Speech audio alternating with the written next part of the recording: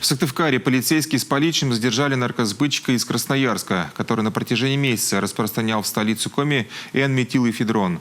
Мужчина уже собирался покинуть республику, но не успел. Его поймали, когда он делал очередную закладку. Что рассказал сибирский драгдилер оперативникам и какие у него теперь перспективы, знает Иван Беречевский.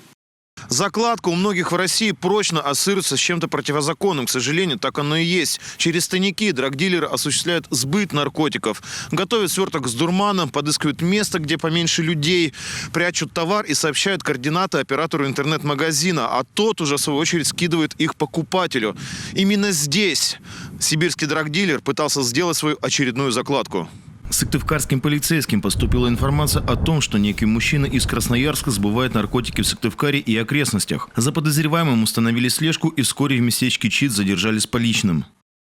В город Сыктывкар зачем приехал? Работать. Закладчиком. Курьером. Информация не распространяется. Вообще никто ничего не говорит. Каким оператором работал? Я не понял, каким оператором. Видно, что отвечать на вопросы оперативников мужчине довольно тяжело. Полицейские сразу догадались, в чем крылась причина. Тебя ломает? Заклинило. Из-за чего? Ну говори, как есть. Уколоться надо. Уколоться надо? Сам употребляешь? Постоянно. Понял.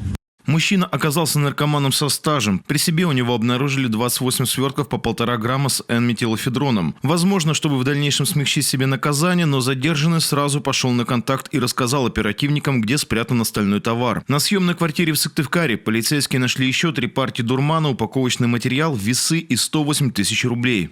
Он дал признательные показания, то, что наркотические средства имеются в Красноярске по месту регистрации. Было направлено отдельное поручение сотрудникам Красноярского наркоконтроля МВД. В ходе обысковых мероприятий в Красноярске были изъяты наркотические средства около 15 грамм. Также мужчина сразу признался, что до того, как приехал в Сыктывкар, он месяц работал закладчиком в Красноярске. 7 февраля должен был вернуться в Сибирь, но 4-го его поймали с поличным. Установлено, что задержанный ранее был судим за аналогичные преступления и сам является потребителем запрещенных веществ.